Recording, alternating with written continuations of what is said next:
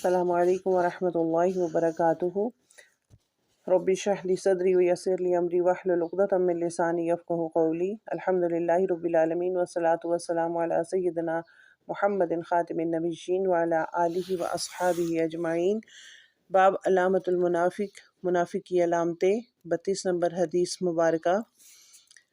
حضرت ابو ہریرہ رضی اللہ تعالیٰ عنہ روایت کرتے ہیں، اور رسول پاک صلی اللہ علیہ وسلم نے فرمایا کہ منافق کی علامتیں 3 ہیں۔ جب بولتا ہے تو جھوٹ بولتا ہے، جب وعدہ کرتا ہے تو خلاف ورزی کرتا ہے، اور جب اس کو امانت دی جاتی ہے تو اس میں خیانت کرتا ہے۔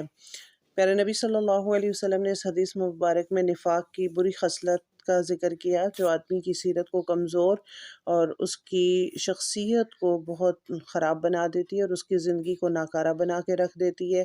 ایسا آدمی نہ اپنے لیے نفع بخش ہو سکتا ہے اور نہ دوسروں کے لیے۔ اسی لیے قرآن و حدیث میں منافقین کی سخت مذمت کی گئی ہے۔ اگر کسی قوم میں یہ بات بہت زیادہ ہو جائے تو سمجھ لینا چاہیے کہ اس کی بنیادیں جو ہیں وہ کھوکھلی ہو رہی ہیں، اور اس کا مستقبل جو ہے وہ تاریک ہوتا جا رہا ہے۔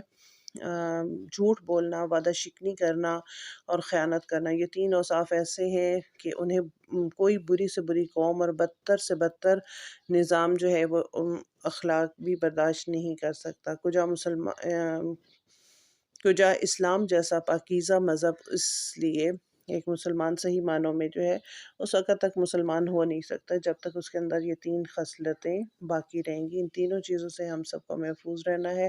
اللہ تعالیٰ ہماری زندگیوں سے جھوٹ کو نکال دے، وعدے کی پابندی ہمیں سکھا دے، اور امانتوں میں دیانت کرنے والا بنا دے۔ سبحانک اللہم و بحمدک، نشہد ان لا الہ الا انت، نستغفرک و نتوب الیک۔ السلام علیکم ورحمۃ اللہ وبرکاتہ۔